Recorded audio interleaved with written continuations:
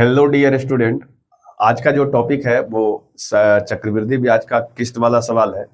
जैसा कि आप देख पा रहे हो मेरे पीछे में देखिए लिखा हुआ भी है चक्रवृद्धि ब्याज किस्त वाला क्वेश्चन है, ठीक है। और इसके पहले जो हम लोग है साधारण ब्याज का किस्त वाला पोर्शन खत्म कर दिए थे, और उससे पहले साधारण ब्याज और चक्रवृद्धि ब्याज के सारे कॉन्सेप्ट खत्म हो चुके थे। बहुत सारे क्वेश्चन हमने करवाया है। कुछ क्वेश्चन आपको होमवर्क के लिए दिया था, तो अगर आप वीडियो नहीं देखे हो तो पहले जाओ सारे वीडियो को देख लो, फिर इस टॉपिक को आकर के देख लेना। ये टॉपिक भी काफी इंपॉर्टेंट है। आइए हम शुरू करते हैं। चक्रवृद्धि ब्याज वाला किस्त वाला पोर्शन बहुत इंपॉर्टेंट पोर्शन होता है ये, और इस पोर्शन में मैक्सिमम बच्चे कंफ्यूज करते हैं, इसमें कोई संदेह नहीं है। और आज हमारे पास जो 10 सवालों का कलेक्शन है वो 10 सवाल काफी महत्वपूर्ण है। अगर आप इस 10 क्वेश्चन को देख लेते हो तो निश्चित रूप से आपका जो है चक्रवृद्धि ब्याज का किस्त वाला पोर्शन क्लियर हो जाएगा, और फिर आने वाले समय में आप जो भी एग्जाम में बैठोगे इस तरह का सवाल आप बनाने लग जाओगे, ठीक है। वैसे तो बहुत सारे इसके बेसिक अप्रोच भी है, उसको भी समझा करके लोग काम करता है, पर हम आपको थोड़ा सा कुछ अप्रोच बताते हैं जिससे आप किस्त वाला पोर्शन को बना पाओगे। सबसे पहले थोड़ा सा बेसिक समझते हैं कि किस्त वाला पोर्शन कैसे होता है। देखिए, किस्त वाला जो भी पोर्शन होगा उसमें आपको करना क्या है। सबसे पहला बात, जो भी आप कोई सामान खरीदते हो, तो जब आपका पास कुछ पैसे जमा करते हो जिसको आप डाउन पेमेंट करते हो, जैसे कि हम साधारण ब्याज में पढ़ लिए थे, उसके बाद जो पैसा बच जाता है उस पर हम लोग किस्त लगा लेते हैं, है ना। वो मंथली किस्त भी हो सकता है, ईयरली किस्त भी हो सकता है, वो डिपेंड करता है आप कैसे उस पर किस्त लगवाए हो, ठीक है, या फिर कैसे कोई किस्त दे रहा है।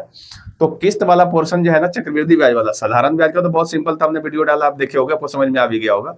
लेकिन चक्रवृद्धि ब्याज वाला जो पोर्शन है उसको बनाने के क्या तरीके हैं, कैसे इसको हम लोग सॉल्व कर पाएंगे, तो आइए हम इसको समझते हैं कि इसको किस तरीके से आपको सॉल्व करना है। तो सबसे पहला काम यह है कि जब आपको किस्त वाला पोर्शन देगा, है ना, किस्त वाला जब भी कोई सवाल देगा तो आपको करना क्या है कि आपको दर पे ध्यान देना कि सवाल में किस दर से काम कर रहा है, ठीक है। क्या आपको ध्यान देना है, इस दर पे ध्यान देना है कि किस रेट से वो जो है ब्याज दर इसका क्या रहा है, उसको आप ध्यान दीजिएगा। जैसे एग्जांपल समझिए, अगर आप मान लो कि 10% का दर है, तो सबसे पहला काम ये आप करना कि इस 10% को भिन्न में बदल देना। जैसे इसको हम 1/10 बोलते हैं, आप जानते होंगे इसको क्या बोलेंगे, 1/10 बोलेंगे। तो आप फिर इसके बाद आपको ना क्या करना है, समय पे ध्यान देना कि कितने साल का ये है, या फिर कितना किस्त में इसको देना है, ठीक है। अगर ईयरली किस्त है तो मान लो 3 साल का बात कर रहा है तो 3 किस्त में जमा करना होगा। अगर मान लो 2 साल का बात करेगा तो 2 किस्त में जमा करना होगा, इस तरीके से। तो आपको किस्त पे ध्यान देना कितना किस्त है। जैसे मान लो सपोज 3 साल का बात कर रहा है, या फिर आप कह लो 3 किस्त है। कितना किस्त है, ईयरली किस्त है, यानी 3 किस्त में आपको पैसे देने हैं। तो आप इसको इस तरीके से लिख सकते हो कि जो आपका 10 रुपया का मूलधन है, 10 रुपया का जो मूलधन है वो 1 साल के बाद 11 रुपया हो जाएगा। तो आप ऐसा लिख सकते हो कि 10 रुपया का जो मूलधन है वो 1 साल के बाद 11 का हो जाएगा। क्लियर है। उसके बाद इसको जब हम सेकेंड बार लिखेंगे तो इस 10 को स्क्वायर कर लीजिएगा, तो 10 का स्क्वायर कितना होगा, 10 का स्क्वायर 100 होगा, और फिर इसको भी स्क्वायर करेंगे तो ये 121 हो जाएगा। अभी इसका क्या मतलब होता है हम इसको एक्सप्लेन करते हैं, आप समझ में आ जाएगा कि इसका एक्चुअल में क्या मतलब है। और अगर आप एक बार और एक किस्त की और बात करोगे तो फिर हम इसको 10 का क्यू कर देंगे, तो 10 का क्यू करेंगे तो ये वैल्यू आ जाएगा 1000, और 11 का क्यू करेंगे तो ये आ जाएगा 1331। क्लियर है। इस बात को आप ध्यान दीजिए। ये आपका पहले साल के लिए है, ये आपका 2 साल के लिए है, और ये आपका 3 साल के लिए है। क्लियर है। पहले 1 साल की हम बात किए, फिर 2 साल की बात की, और फिर हम 3 साल की बात की। इसका एक्चुअल मतलब क्या है वो हम आपको थोड़ी देर में समझाते हैं, पहले इसको आप समझ लीजिए। इसके बाद जो आपका किस्त होगा वो आपका मान लो 1331 का किस्त होगा। कितना होगा, 1331 का किस्त होगा। लेकिन ये समान अगर किस्त रहेगा तो हम इसको 1331 बनाएंगे ना, 121 को भी 1331 बनाना पड़ेगा समान किस्त को लेकर के। तो इस 121 को हम 11 से गुना करेंगे तभी ना 1331 बनेगा। क्लियर है यहाँ तक। और अगर इसको आपने 111 से गुना किया है तो इस 100 को भी हम 11 से गुना करेंगे तो ये वैल्यू बन जाएगा 1100 रुपया, सॉरी 1100 रुपया बन जाएगा, 1100 रुपया। क्लियर है।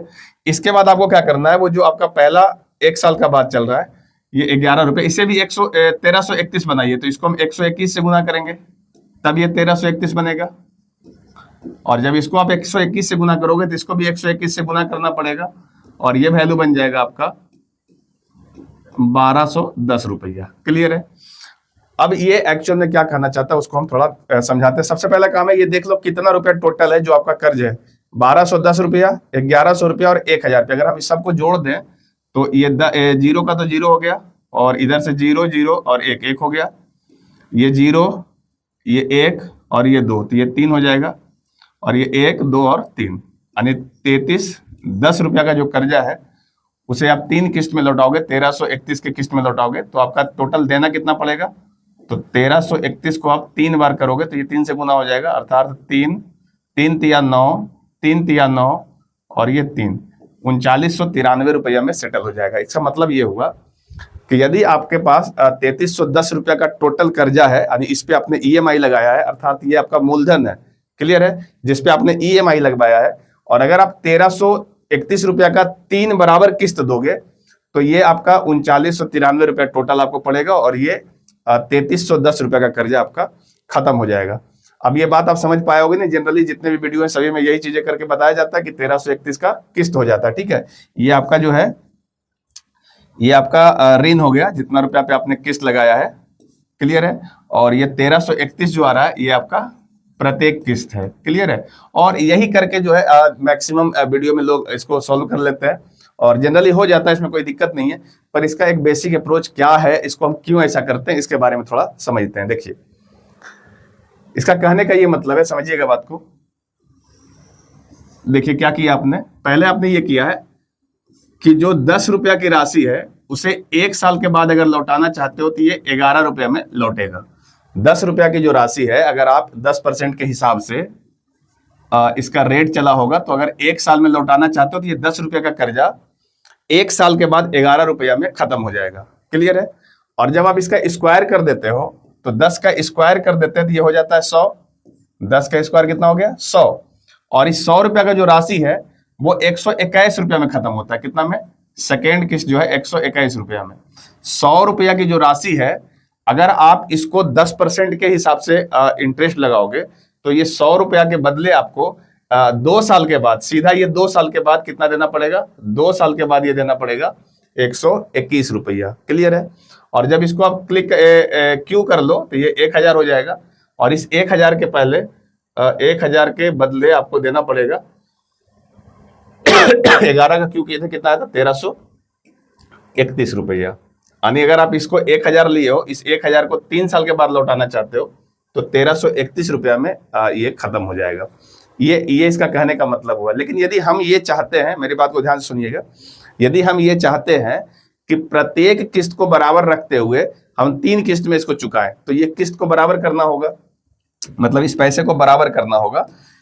मतलब यहाँ पे आपने 11 रुपया दिया है इस 10 रुपया के बदले, यहाँ पे आपने 121 रुपया दिया है इस 100 रुपया के बदले, और यहाँ पे 1331 रुपया दिया है इस 1000 के बदले। लेकिन हम ऐसा चाहते हैं कि ये तीनों किस्त बराबर हो। तो तीनों किस्त बराबर हो तो क्या करेंगे? ये 1331 है तो इसको भी 1331 बनाएंगे, और इसको भी 1331 बनाएंगे। आपके दिमाग में चल रहा होगा ये 11 है तो इसको भी 11 बनाते हैं, इसको भी 11 बनाते हैं, तो भाग देना पड़ेगा। भाग देने से क्या है, कैलकुलेशन थोड़ा टफ हो जाएगा, हार्ड हो जाता है कैलकुलेशन, तो भाग नहीं देंगे।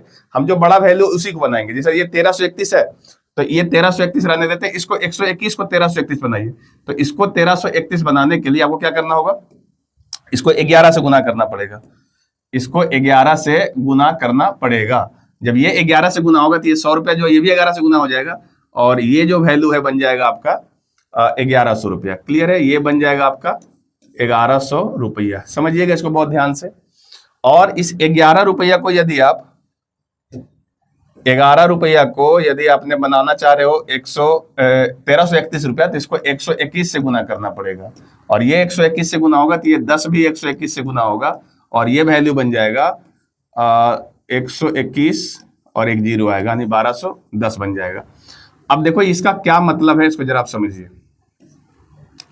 इसका क्या मतलब हुआ कि हमने थोड़ा सा रेशियो को बैलेंस कर लिया। रेशियो बैलेंस ऐसे हुआ कि जो राशि आपने 1210 रुपया के रूप में लिया है, तो इस 1210 के बदले 1 साल में आपको देना कितना है? 1331 रुपया। यहां लिख देते हैं 1331 रुपया, क्लियर है। इस 1210 के बदले, इस 1210 के बदले आपने एक पहला किस्त के रूप में दिया 1331 रुपया, क्लियर है। फिर यहाँ पे जो हमने 1331 रुपया यहाँ पे हमने जो दिया है 1331 रुपया, यानी सेकेंड किस्त हमने जो दिया है वो किसके बदले दिया है? तो वो दिया है इस 1100 के बदले हमने ये वाला सेकेंड किस्त 1331 रुपया दिया है, क्लियर है। और ये जो लास्ट में हमने 1331 दिया है, ये 1331 रुपया जो है यही लिखते हैं, ये जो थर्ड के आपका किस्त है ये हमने इस 1000 के बदले, इस 1000 के बदले हमने ये वाला 1331 रुपया दिया है। अर्थात हमने कितना कितना पैसा दिया, तो 1331 दिया, 1331 दिया, 1331 दिया। किस पैसे के बदले? तो वो हमने दिया है 1210 के बदले, 1100 के बदले और 1000 के बदले। अर्थात हमने टोटल कितना पैसा उससे लिया होगा? हमारा कर्ज खत्म हो गया ना, तो टोटल पैसा लिए कितना थे? तो इन सबको जोड़ोगे तो उससे ये पता चल जाएगा कि हमने टोटल पैसा कर्ज के रूप में कितना लिया। तो इसको आप जोड़ लीजिए, 1210, 1100 और 1000 जोड़ेंगे तो यहाँ देखिए 0 का 0 आएगा, और फिर ये 0 0 1 आएगा, तो 1 आ गया, 0 1 और ये 2 3 आ गया, और ये 3, 3310 रुपया। तो हम इस 3310 रुपया जो कर्जा है उसके बदले इस तरीके से तोड़ तोड़ के पैसा दे रहे हैं कि 1210 के बदले 1331 दे दिए, फिर इस 1100 के बदले 1331 दे दिए, और फिर इस 1000 के बदले 1331 दे दीजिए। इस प्रकार से हमको टोटल कर्ज खत्म हो चुका है, और 3310 रुपया के बदले टोटल हमने कितना दिया है?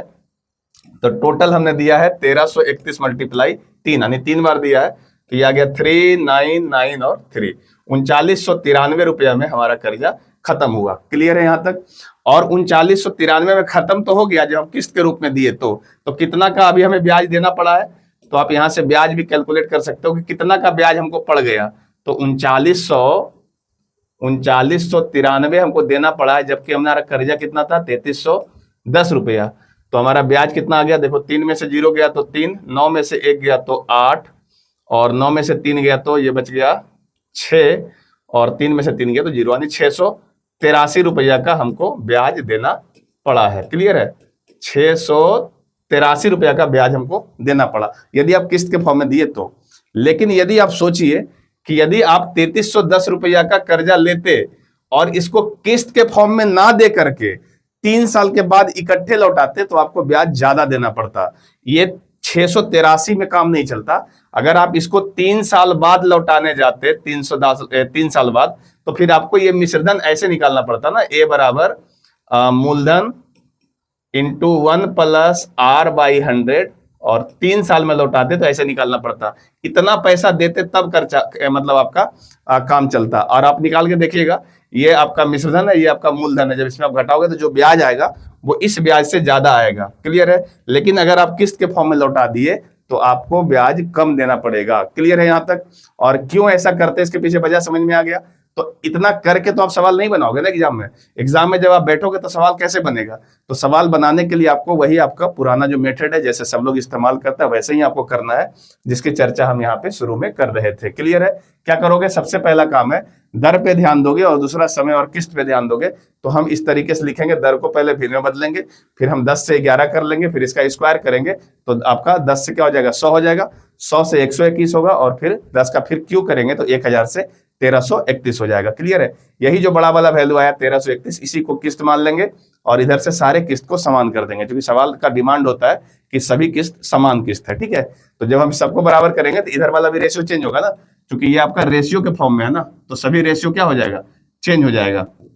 जब सभी रेशियो चेंज हो जाएगा तो हमारा टोटल जो ऋण है ये आपका मूलधन कहलाएगा। यही आपने अपने कर्जा लिया है 3310 का, इसी पे आपने किस्त बनवाया है, और किस्त बनवाया तो 1331 1331 1331 करके आपने इतना रुपया में सारे कर्ज को खत्म कर लिया। ये तरीका है बनाने का, नंबर 1।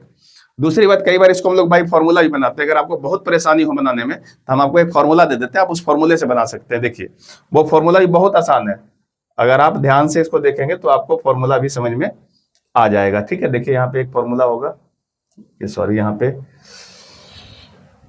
एक फॉर्मूला होगा। देखिए ये फॉर्मूला आप ध्यान में रखिएगा। फॉर्मूला क्या कहता है कि जब भी CI का किस्त वाला सवाल दे, ठीक है, CI मतलब कंपाउंड इंटरेस्ट का, यानी चक्रवृद्धि ब्याज का अगर किस्त वाला सवाल दे, तो आप चाहो तो फॉर्मूले का यूज करके भी काम कर सकते हो। फॉर्मूला क्या है? तो फॉर्मूला है P बराबर, देखो बहुत ध्यान से सुनना, P बराबर ये आपका X बटा 1 प्लस R/100। क्लियर है? और यहाँ पे पावर जो आएगा वो आएगा 1, पहले 1 आएगा।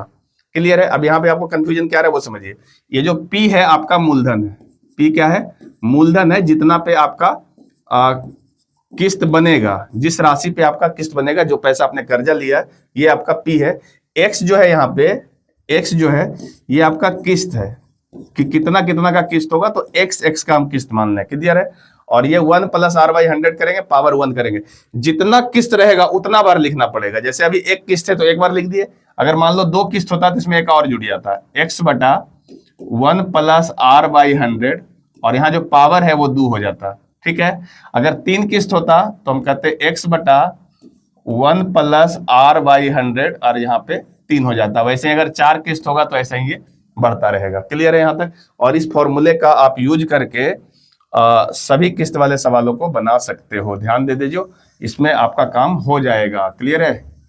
देखो, ये आपका किस्त वाला सवाल बनाने का फॉर्मूला हो जाता है। और अधिक दिमाग नहीं लगाना चाहते हो तो फॉर्मूला ही याद कर लो, और फॉर्मूला उतना मुश्किल भी नहीं है। जैसे अभी हम इसके पुराने क्वेश्चन को बनाने की कोशिश करें, देखो इसका किस्त का वैल्यू कितना आता है आप सोच सकते हो।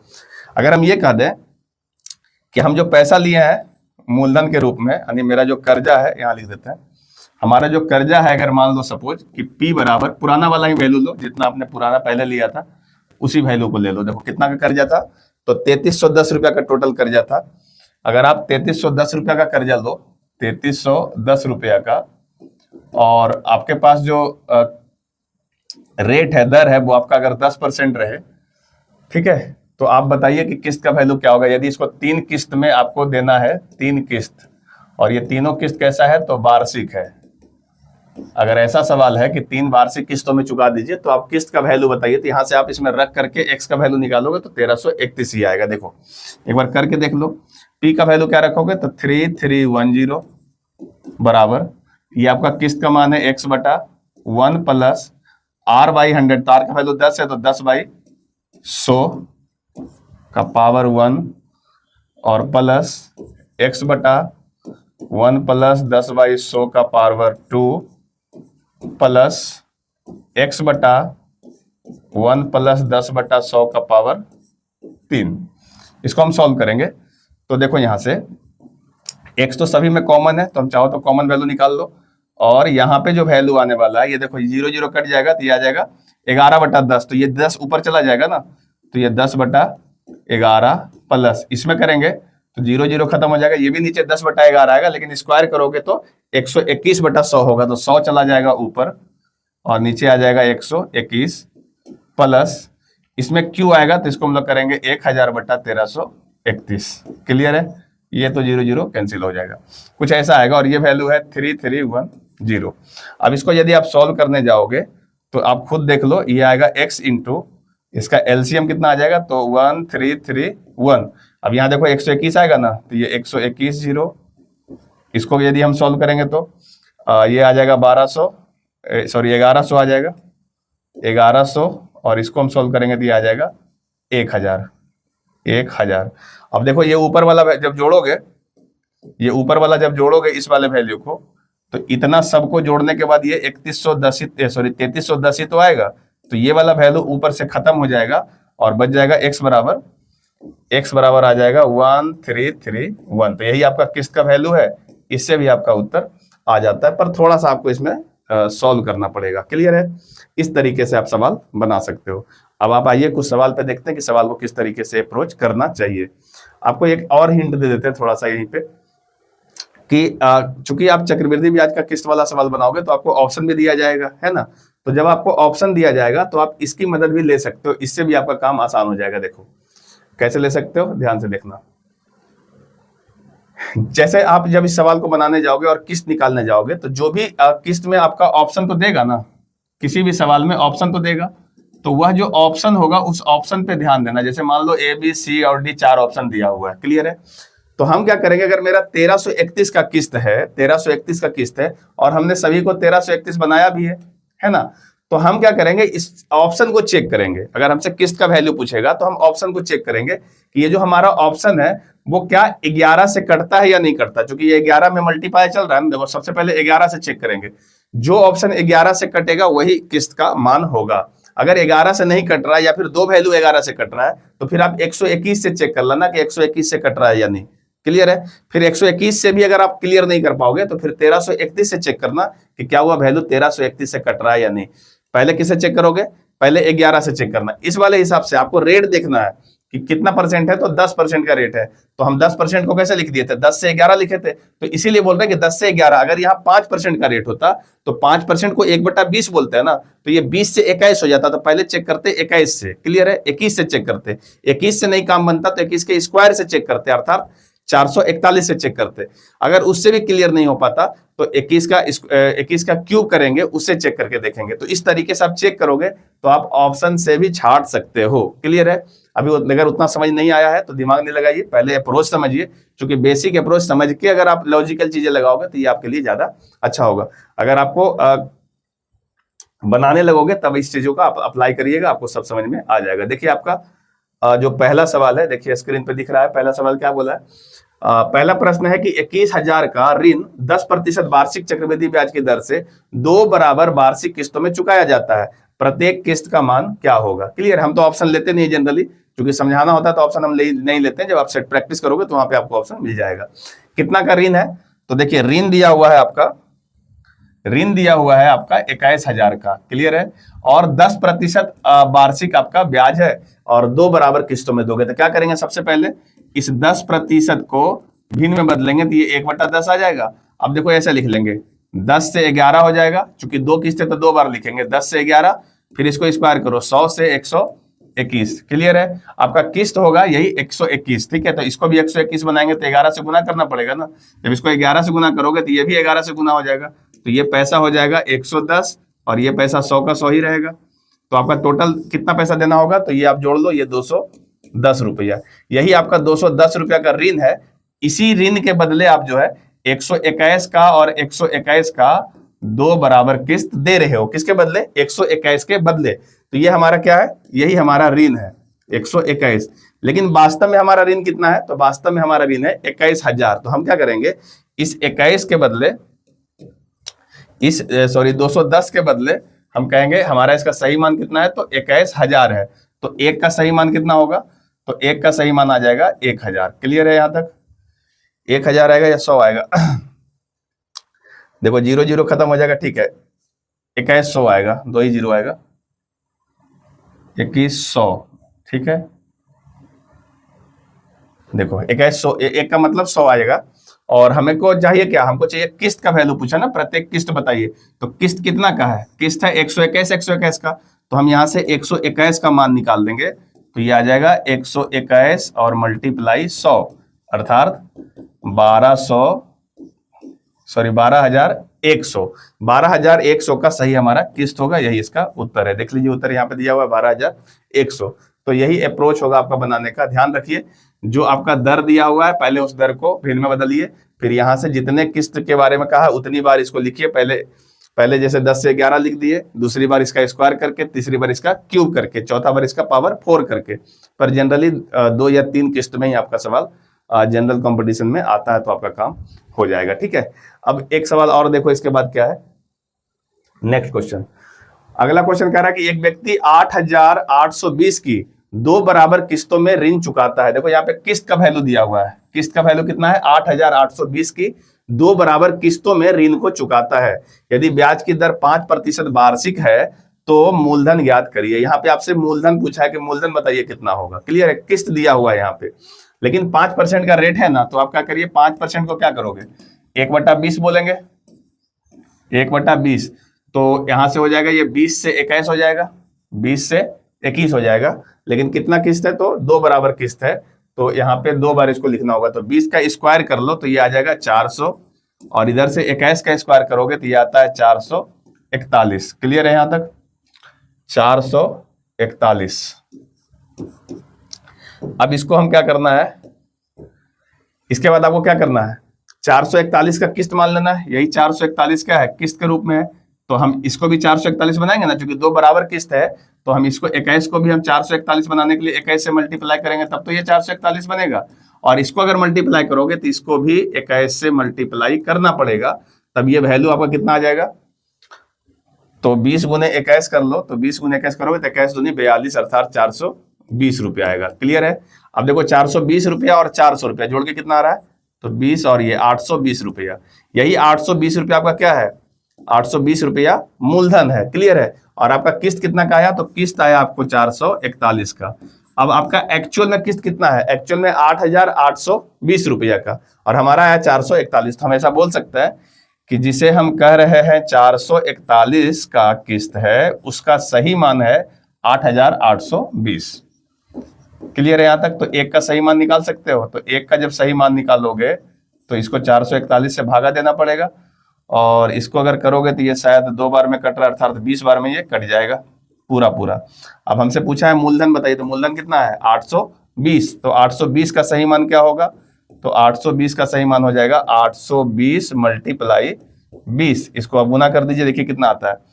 तो ये वैल्यू देखो आ गया, 2 जीरो तो ऐसे ही बैठेगा, और इधर से 2 दूनी 4 और 8 दूनी 16, तो 16,400 रुपया यहाँ पे देखिए आंसर दिख रहा है। तो इस तरीके से आप सवालों को हैंडल कर सकते हो।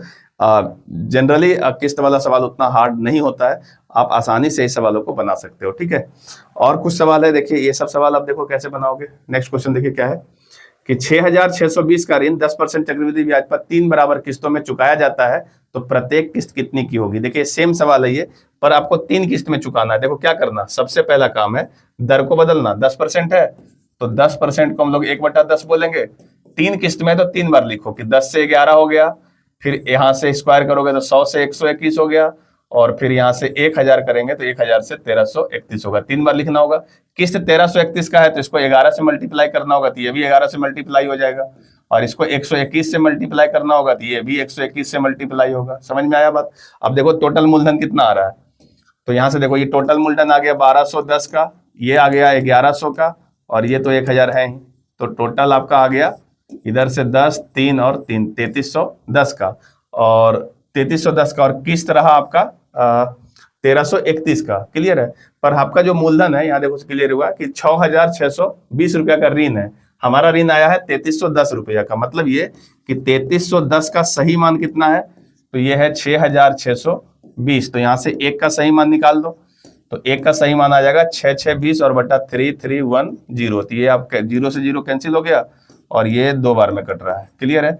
किस्त कितना का आया 1331 का, तो किस्त का मान पूछा है ना, तो 1331 का सही मान क्या होगा, तो 2 मल्टीप्लाई 1331। तो ये वैल्यू गुना कर लो, 2 6 6 और 2 यानी 2662 रुपया का किस्त होना चाहिए। 2662 रुपया का यहाँ पे देखो किस्त आया हुआ है। ठीक है, तो इससे आप बराबर किस्त इस तरीके से निकाल सकते हो। सेम सवाल है, इसमें कुछ करना नहीं है। नेक्स्ट क्वेश्चन देखिए, चलिए ये सवाल देखिए क्या कर रहा है कि 13,360 रुपया का ऋण 8.3/4%, यहां पे देखो 8.3/4%, इसके बाद लिया 8.3/4% वार्षिक दर से 2 समान किस्तों में चुकाया गया। कुल भुगतान किया गया ब्याज कितना होगा। देखो यहाँ पे आपसे ब्याज पूछा है। क्लियर है? तो मूलधन का पता करो, और जो किस्त 3 बार कितना बार दियो किस्त, किस्त दी हो 2 समान किस्त है, तो दोनों में देख लो किस्त जोड़ के कितना आता है, किस्त निकालना पड़ेगा, और फिर उससे आप ब्याज निकाल लो। ठीक है, तो उससे पता चल जाएगा। देखिए इस तरीके से पहली बात यह है कि 8.3/4% है, 8.3/4% है। इसको आप भिन्न में जब कन्वर्ट करोगे देखो कितना आएगा, 8 चक 32 और 3, 32 और 3 आएगा 35, 35/4, और प्रतिशत के लिए नीचे 100 लिखोगे। इसको कैंसिल आउट करोगे तो 5 से काटे तो 5 सत्ते 35, और ये करेंगे तो 20 आ जाएगा।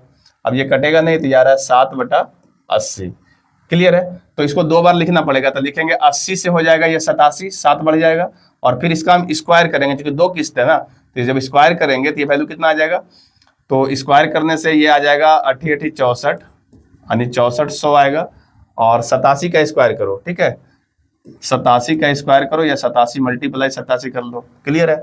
तो इससे क्या होगा, अब देखो 87 मल्टीप्लाई 87 करेंगे तो ये किस्त तो जो भी आना होगा आ ही जाएगा, चाहो तो गुना करके लिख सकते हो, और इसको भी हम 87 मल्टीप्लाई 87 करेंगे क्योंकि बराबर किस्त होना है ना, तो इसको भी 87 से गुना करेंगे तो ये वैल्यू भी 87 से गुना हो जाएगा। इस तरीके से देखो ये वैल्यू कितना आ जाता है, तो 8 सत्ते 56, एक जीरो रहेगा साइड में, 8 सत्ते 56, 5 8 8 64 और 64 और 5, 64 और 5 हो जाएगा 69। ठीक है, तो आपका टोटल मूलधन कितना आ रहा है यहाँ से जोड़ लो, 60 और जहाँ जीरो है तो जी 60 ही आएगा।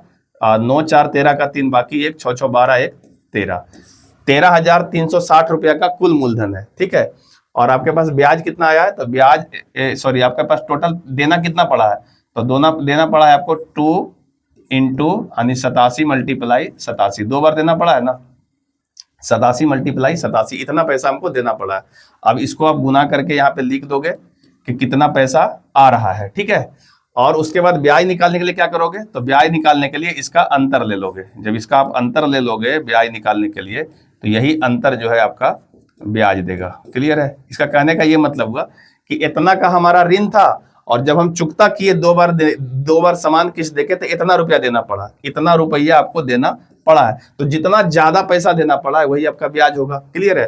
तो इसको आप सॉल्व करेंगे तो इससे आपका उत्तर आ जाएगा। तो सबसे पहला काम ये है कि आप 87 मल्टीप्लाई 87 करके देखो कितना आ रहा है, या फिर आप 87 का जो स्क्वायर होता है डायरेक्ट याद रखो, ठीक है।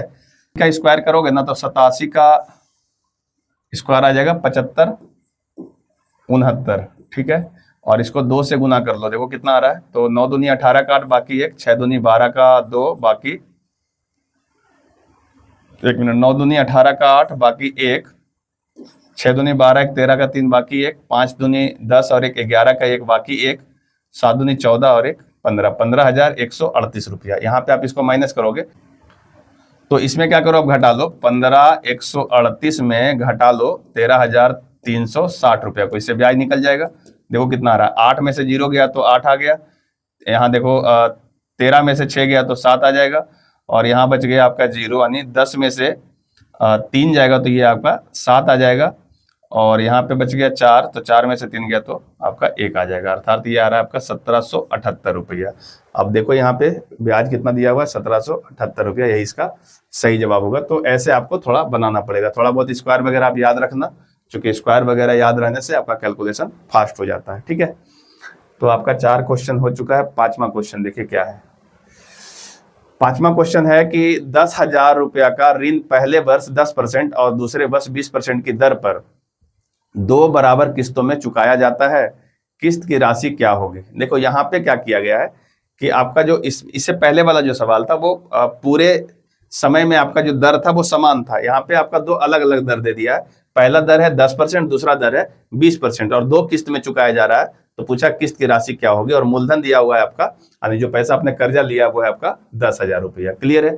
तो ऐसे सवाल जब भी आ जाएगा तो आप फॉर्मूला का यूज कर लेना, उससे थोड़ा जल्दी हो जाएगा। फॉर्मूला क्या कहता है आपको याद है, अगर नहीं याद है तो हम यहाँ पे लिख रहे हैं। फॉर्मूला है P बराबर x बटा 1 प्लस r/100 का पावर, सॉरी 1 आएगा पहले पावर में, पावर 1 आएगा, और ये आपका पहला किस्त के लिए हुआ, ठीक है, मतलब पहला दर के लिए हुआ। और दूसरे साल का जो किस्त होगा वो ऐसे लिखना, x बटा, यहाँ पे देखो स्क्वायर आता है ना, तो स्क्वायर आता है इसलिए हम लोग 2 बार लिख रहे हैं, स्क्वायर आता है इसलिए हम लोग 2 बार लिख रहे हैं। ये आपका पहले साल के लिए, ये आपका दूसरे साल के लिए। तो यहाँ लिखोगे 1 प्लस r1 बटा 100, और यहाँ लिखोगे 1 प्लस r2 बटा 100। अगर दर समान होता, दर अगर दोनों में समान होता तो r1 लिखा था ना, तो उस हिसाब से ये दोनों स्क्वायर हो जाता, और अगर अलग अलग दिया है तो आप इसको ऐसे लिख सकते हो। क्लियर है। अब यहाँ से मूलधन कितना है देख लो, मूलधन सवाल में दिया हुआ है 10,000 है ना, तो हम यहाँ पे लिख देते हैं मूलधन है हमारा 10,000 बराबर किस्त है x का बटा, इसको आप सॉल्व करोगे, r का वैल्यू यहाँ पे 10 रख दोगे, तो 10 रखेंगे तो ये वैल्यू आ जाएगा 1.1।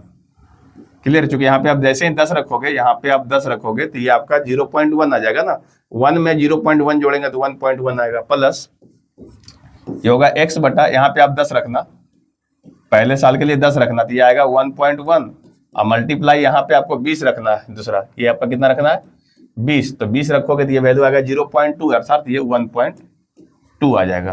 क्लियर है। अब इसी को आप सॉल्व कर लो, आपका उत्तर आ जाना है। जैसे हम अगर यहाँ पे एलसीएम लेंगे तो ये एलसीएम कितना आएगा 1.1 मल्टीप्लाई 1.2, और ये आएगा 1.2x और प्लस x, तो ये आ जाएगा ऊपर में आ जाएगा 2.2x और बटा 1.1 मल्टीप्लाई 1.2। यहाँ से हम x सॉल्व कर लेंगे तो ये आ जाएगा 10,000 मल्टीप्लाई 1.1 मल्टीप्लाई 1.2 और बटा इधर आ जाएगा 2.2। तो देखो ये वाला वैल्यू तो सीधा 2 से कट रहा है ना, इसको 2 से काटेंगे तो ये वाला वैल्यू आ जाएगा 5,000, और ये वाला एक दशमलव हटाएंगे तो एक यहाँ से हट जाएगा, और ये बचा 500 दूनी 1,000, सॉरी ये 12 है तो 12 पचे 60 हो जाएगा, 12 पचे 60, तो ये आ जाएगा 6,000 रुपया आपका किस्त होगा। तो आप इसको ऐसे बनाइएगा, ये बड़ा इंपॉर्टेंट सवाल भी है, आप इस तरह के सवालों को बहुत कम देखोगे, और कहीं ऐसे सवाल आ जाते हैं तो लोग गलती कर बैठते हैं। ठीक है, तो इस सवाल को आप सही तरीके से देख लो। और ये लिखने का जो तरीका है, फॉर्मूले से हमने इस तरीके से लिखा है, ये आपके लिए काफी काम लायक है। ठीक है, इसको आप सही से पढ़ लीजिएगा। नेक्स्ट क्वेश्चन देखिए आपके लिए। नेक्स्ट छठा क्वेश्चन क्या है? तो छठा क्वेश्चन कह रहा है कि 4200 रुपया का ऋण 20% वार्षिक दर पर 2 बराबर अर्धवार्षिक किस्तों में चुकाया जाता है। प्रत्येक किस्त कितनी की होगी? देखो ये सवाल सेम ही है, बस आपको ये करना है कि अर्धवार्षिक का एक केस ले लिया है, तो अर्धवार्षिक के केस में आपका जो दर है वो क्या हो जाता है? अर्धवार्षिक के केस में दर हो जाता है आधा, दर हो जाता है आधा, तो हम कर लेंगे 10% दर को। क्लियर है? और बाकी एज इट इज आप जैसे बनाते हो वैसे ही बनाइएगा। अर्धवार्षिक केस में दर को आधा करिए, 2 किस्त है तो इसको 2 बार लिखिए। तो 10% को 1/10 बोलते हैं ना, तो एक बार 10 से 11 और एक बार 100 से 121। क्लियर है यहाँ तक? अब इसको आप बराबर कर लीजिए, 121 है तो इसको भी 121 बनाइए, जैसे हमने पहले बना रहे थे। इसको 121 बनाने 11 से गुना करो, इसको भी 11 से गुना करो, तो ये वैल्यू आ जाएगा 110। 110 110 में अगर 100 जोड़ेंगे तो आ जाएगा 210। क्लियर है? तो 210 का हमारा ऋण है, जबकि एक्चुअल में ऋण कितना है? एक्चुअल में 210 नहीं है, एक्चुअल में है 4200। सवाल में देखो दिया हुआ है, तो एक का मतलब क्या हो जाएगा? तो एक का मतलब आ जाएगा 20। क्लियर है? एक का मतलब हो गया 20। अब एक का मतलब अगर 20 हो गया तो हमसे पूछा क्या? प्रत्येक किस्त का मान पूछो, तो किस्त कितना है? किस्त है आपका 1221 का, तो 1221 का, सॉरी 1221 नहीं, 121 का है, तो 121 का मतलब हो जाएगा 121 मल्टीप्लाई 20। इसको आप गुना करके देखिए कितना आ रहा है।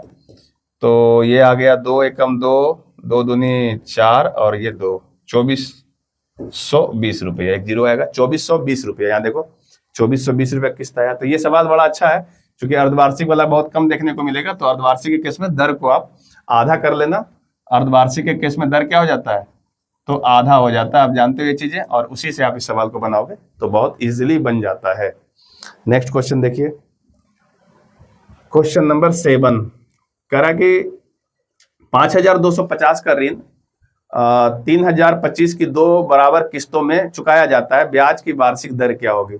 तो ये जो सवाल है दर वाला है। जब भी आपको दर वाला भी सवाल पूछेगा तो आप फॉर्मूले का यूज करना। फॉर्मूला क्या है? P बराबर x/1 + r/100। यहाँ पे 1 आएगा, फिर यहाँ पे 2 आएगा, x/1 + r/100, यहाँ पे 2 आएगा। अब देख लेना कितना किस्त में बात कर रहा है। तो यहाँ पे किस्त कितना है? 2 बराबर किस्त है, तो 2 ही बार लिखना। 3 किस्त रहेगा तो एक बार और बढ़ाना और फिर पावर क्यू करना। और यहाँ पे सारे वैल्यू को पुट कर लो। जैसे मूलधन है 5250 का। क्लियर है? किस्त कितना का? किस्त है 3025 का, 3025 और बटा यहाँ आ जाएगा 1 + 10% का रेट है। सॉरी रेट तो पूछ ही रहा है, तो r/100 लिख दो, और ये पावर 1 रहेगा प्लस ये आपका 3025 और ये 1 + r/100 का पावर 2 आएगा। क्लियर है? अब देखो इसको जब आप कैलकुलेट करने जाओगे, वैसे जनरली इसको कैलकुलेट करोगे तो यहाँ से r का वैल्यू आ जाएगा। हम इसको सॉल्व नहीं कर रहे हैं, आप इसको घर पे सॉल्व करिएगा। ये एक सिंपल सा कैलकुलेशन है और कट छट के 10% आ जाएगा। ठीक है? तो हम आपसे क्या बोलना चाह रहे हैं कि ऐसे सॉल्व करोगे थोड़ा सा समय लग जाएगा। तो ऐसे सवाल को सॉल्व करने के लिए आप थोड़ा ऑप्शन का मदद लीजिएगा। ऑप्शन की हेल्प लेंगे तब आपका काम आसानी से होगा। ऑप्शन में जो r का वैल्यू होगा वो 4 ऑप्शन देगा ना, 4 ऑप्शन देगा। इसी ऑप्शन में से एक एक करके r का मान रख रख के चेक कर लीजिएगा, उससे कट छट के आपको आसानी से आंसर दिखेगा। जब यहाँ पे r का मान आप रखिएगा तो ये सब वैल्यू जो है 5250 देखिएगा किस में आता है, जिससे भी आ जाएगा वही उसका सही आंसर होगा। और आप इसको सॉल्व करिएगा, इसका आंसर 10% ही आएगा। क्लियर है? इस तरीके से आप इसको आंसर ला सकते हो। और अगर ऐसे नहीं करना है तो आप इसको ऐसे कर लो, ये 30-25 जो है दोनों में कॉमन है, तो 30-25 को कॉमन निकाल लो और इधर नीचे 30-25 से भागा दे देना। क्लियर है? 30-25 से इधर भागा दोगे और इधर से 1 + r/100 है। आपको सॉल्व करने के लिए कुछ अगर दिक्कत हो रहा है तो इसको आप कुछ मान लेना, या फिर इसको आप ऐसे सॉल्व दिक्कत होगा तो इसको आप कुछ मान लेना। जैसे इतना को x मान लो तो ये वाला x² हो जाएगा। क्लियर है? हम सॉल्व करने के लिए आपको बता देते हैं, इसको आप x मान लो, ये वाला x का स्क्वायर हो जाएगा और ये दोनों वैल्यू को उठा के उधर ले जाकर के कॉमन में डाल देना। और फिर x में एक द्विघात समीकरण आ जाएगा, उस द्विघात समीकरण को सॉल्व करके x का मान निकाल दीजिए। और x का मान जब आ जाएगा तो 1 + r/100 करोगे तो x होगा और उससे r का वैल्यू निकालना 10% आ जाएगा। क्लियर? एक बार करके देखना घर पे, हम थोड़ा समय यहाँ पे खराब नहीं कर रहे हैं, उत्तर आ जाता है। ठीक है? जनरली ऐसे सवालों में ऑप्शन की ही मदद लेनी चाहिए, तभी आपका काम आसान होगा। इसके बाद आपका जो नेक्स्ट क्वेश्चन है 8 नंबर का रहा कि 16,000 की साइकिल के लिए 5,000 डाउन पेमेंट दिया गया, शेष राशि 20% दर पर 2 समान किस्तों में देनी है, किस्त क्या होगी? क्लियर है। 16,000 रुपया का साइकिल है, 16,000 का साइकिल है, और इस 16,000 में डाउन पेमेंट कितना का है? तो 5,000 का है, तो 5,000 हटा दो इससे, तो बच जाएगा 11,000 रुपया। क्लियर है। और इस 11,000 पे आप किस्त लगवा लिए हो, 11,000 पे किस्त लगवाए हो 20% के रेट से 2 समान किस्तों में। 20% को क्या बोलते हैं? तो 20% को हम लोग 1/5 बोलते हैं। 2 किस्त है तो आप ऐसे बोलोगे कि 5 से 6 हो जाएगा, और फिर इसका स्क्वायर करोगे तो 25 से 36 हो जाएगा। चूंकि 2 ही किस्त है तो 2 बार लिखेंगे इस तरीके से। और इसके बाद किस्त आपका 36 होगा। 36 बनाने के लिए इसको 6 से मल्टीप्लाई करोगे, इसको भी 6 से करोगे, तो ये वैल्यू आ जाएगा 30। तो इधर से देखो 30 और 25 हो गया 55। तो 55 की राशि है जिसको आप 36 दूनी 72 में लौटा रहे हो। 36 36 का 2 किस्त दे रहे हो ना, तो 36 दूनी 72 में लौटा रहे हो। और आपका किस्त लगवाना कितना है? किस्त लगेगा 11,000 पे। ठीक है, हमारे हिसाब से 55 आया है कि ऋण आपका 55 है, तो 55 का सही मान कितना है? तो 11,000 है। क्लियर है। तो 1 का सही मान निकाल लो, तो 11,000 और बट्टा 55 कर लोगे। अब आपसे पूछा है किस्त का मान कितना होगा, यार किस्त कितने देनी होगी? तो किस्त क्या होगा देखो, तो किस्त है आपका है 36, है ना। किस्त कितना है? किस्त है 36, तो 36 का मान निकाल लेंगे। पहले इसको सॉल्व कर लेते हैं, देखो कितना आता है। तो 11 से काटेंगे तो ये वैल्यू तो ऊपर 1,000 आ जाएगा, और इधर से ये 5 आ जाएगा। ठीक है, 11 से हमने भागा दिया, और इसको अगर कैंसिल आउट करेंगे तो 5 से काटेंगे तो ये 200 आ जाएगा। तो 1 का मतलब 200 हो गया। तो बताइए 36 का मतलब कितना होगा? तो कहेंगे 36 मल्टीप्लाई 200, अर्थात ये आ जाएगा 7200। क्लियर है। 7200 रुपया का किस्त होगा। देखो आंसर में 7200 रुपया दे रखा है, यही इसका सही जवाब होगा। तो ऐसे ये सवाल बन जाता है, बहुत आसानी से ये सब सवाल सॉल्व हो जाता है। हमने ऑप्शन जानबूझ के हटाया है, क्योंकि ऑप्शन रखेंगे तो फिर आपको सीखने में दिक्कत होगा। मेरा पर्पस था आपको सिखाना कि कैसे बनाना है। ठीक है, अदरवाइज ऑप्शन होता तो ये सब सवालों को बहुत आसानी से ऑप्शन की मदद से बना दिया जाता। आपको हिंट दिए थे कि जो किस्त होता है उससे बारी बारी से भाग देके देखिएगा। ठीक है, अब ये जो सवाल है आपको घर के लिए हम दे देते हैं, ये आप घर पे सॉल्व करना। सेम सवाल है, देख लो अच्छे से। इसमें कुछ है नहीं, कहा कि 1331 रुपया की 3 बराबर किस्त है। किस्त का वैल्यू दिया हुआ है 1331 रुपया, 10% वार्षिक ब्याज दर है, तो बताया आपका कितना रुपया कर्जा लिया होगा। तो मूलधन पूछ रहा है। ठीक है, और ये सवाल हम लोग शुरू में इसी को बेसिक अप्रोच के रूप में इस्तेमाल किए थे, है ना। इसको आप वहां से भी बना सकते हो, इस पर ट्राई करिएगा खुद से। और नेक्स्ट क्वेश्चन देखो क्या है, 10 नंबर क्वेश्चन। तो 10 नंबर क्वेश्चन कह रहा है कि 10% 5,000 उधार लेकर पहले वर्ष के अंत में 2,000 चुकाए गए, 10% दर पर दूसरे वर्ष के अंत में कितना रुपया चुकाना होगा? ये सवाल बड़ा अच्छा है, इसको आप इंपॉर्टेंट सवाल भी कर सकते हो, क्योंकि ऐसा सवाल जब देगा तो लोग कंफ्यूज करते हैं। देखो इसमें है कुछ नहीं, वैसे 5,000 रुपया का कर्जा, इसको समझिएगा, मैं डायग्राम समझा देता है। 5,000 रुपया का कर्जा है। क्लियर है। रेट चल रहा है कितना का? 10% का। तो अगर आपने 5,000 का कर्जा लिया है तो ध्यान से देखिए, अगर 10% का कर्जा इंटरेस्ट रेट चलता है तो 5,000 का 10% कितना होगा? 5,000 का 10% होगा 500 रुपया। तो 1 साल के बाद यही पैसा जो 5,000 है, 1 साल के बाद कितना रुपया हो जाएगा? तो 5,000 प्लस 500 का ब्याज हो जाएगा ना, तो ये पैसा हो जाएगा 5500 रुपया। 1 साल के बाद, 1 साल के बाद हो जाएगा यही 5,000 5500 रुपया, चूंकि 10% का इंटरेस्ट चल रहा है। लेकिन हमने यहाँ पे दिया कितना है? पहले साल में कितना दिया है? 2,000 रुपये चुकाया है। देना कितना था? 5,000, 5,500, और दिया कितना है? तो दिया है आपने 2,000, तो बच कितना गया? तो बच गया यहाँ पे आपका 3500 रुपया। 3500 रुपया अभी भी बचा हुआ है, और अभी भी 10% का रेट है। तो बताइए इसको अगले साल जब लौटाएंगे तो इस 3500 पे 10% का इंटरेस्ट लग जाएगा ना। 3500 पे 10% का इंटरेस्ट लग जाएगा, अर्थात 350 का इंटरेस्ट लग जाएगा, हाँ या ना। तो 3500 पे 10% का इंटरेस्ट अर्थात 350 इसमें जब जोड़ेंगे तो मुझे बताओ कितना आ जाएगा? तो ये आएगा 3500 तो लगेगा ही लगेगा, और 350 का इंटरेस्ट लग जाएगा। तो ये जोड़ के आ जाता है, देखो 0, 5, 8 और 3, 3850 रुपया। तो आप 3850 रुपया दे दो, अगले साल आपका सारा कर्जा खत्म हो जाएगा। तो इस तरीके से आप सोचोगे तो यह सवाल बहुत आसान है। फिर से समझ लो, 5,000 रुपया आपने कर्जा लिया था, 1 साल के बाद अगर 10% का ब्याज चलता तो यही पैसा 5500 हो जाना चाहिए था। 5500 रुपया अगर दे देते तो कर्जा यही खत्म हो जाता, लेकिन 5500 आपने दिया नहीं। आपने दिया कितना? 2,000 रुपया दिया। तो 5500 में 2,000 दिया तो 3500 बचा ना। इस 3500 रुपया पे फिर अगले साल 10% का इंटरेस्ट लग जाएगा ना। तो 3500 का 10% होता है 350, 350 इसमें जोड़ेंगे तो आएगा 3850। तो आपको अगले साल जो है ₹3850 ले जाके उसको दो, आपका कर्जा खत्म हो जाएगा। यही पैसा पूछा था तो यही इसका उत्तर हो जाएगा। इस तरीके से सवाल सॉल्व होगा। तो हमने आज के वीडियो में 10 क्वेश्चन आपको सॉल्व कराया है।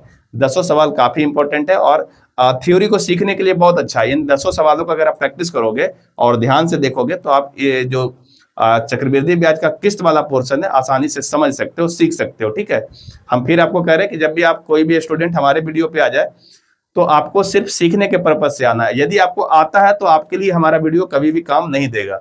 जो बच्चे नए हैं, जो बच्चे कमजोर हैं, जिनको थोड़ा कमजोर समझ में नहीं आता है मैथ, वही लोग अगर हमारे वीडियो को देखेंगे तो उनको समझ में आएगा। क्योंकि तेज बच्चा जो होगा वो आएगा तो उसको समय खराब लगेगा, तो उसको आने की जरूरत है ही नहीं। ठीक है, तो हमने 10 सवाल करा दिया, ध्यान से इसको देखिएगा। और इसके बाद जो है यहाँ पे 10 क्वेश्चन आपको दिख रहा होगा, ये 10 क्वेश्चन आपके प्रैक्टिस के लिए है। सेम टाइप का सवाल है, जिस तरीके से हमने बनाया है उसी तरीके का सवाल है। ठीक है, तो आप इस 10 क्वेश्चन को सही तरीके से प्रैक्टिस करना। इसका आंसर भी है मिलाना। अगर कोई answer by the way mistake typing रहे तो उसको आप इग्नोर मारिएगा, है ना, और बना करके अपना अच्छे से प्रैक्टिस कर लीजिएगा। ठीक है, इससे आपका क्या होगा कि जो किस्त वाला पोर्शन होगा वो आसानी से बनने लगेगा, आपके एग्जाम में स्कोर ठीक ठाक होने लगेगा। तो आज चक्रवृद्धि ब्याज का किस्त वाला ही पोर्शन खत्म हुआ और इस तरीके से साधारण ब्याज और चक्रवृद्धि ब्याज का पूरा कंप्लीट चैप्टर खत्म हो जाता है। ठीक है, कल हम लोग दूसरे चैप्टर को स्टार्ट करेंगे और अब थोड़ा सा जो है थोड़ा शॉर्ट में बताने की कोशिश करेंगे, क्योंकि आपका एग्जाम थोड़ा नजदीक आ गया है। तो इंपॉर्टेंट क्वेश्चन पे ही हम लोग ज्यादातर बात करेंगे। ठीक है, तो आज के लिए इतना ही। चलिए मिलते हैं किसी और वीडियो में, तब तक के लिए जय हिंद।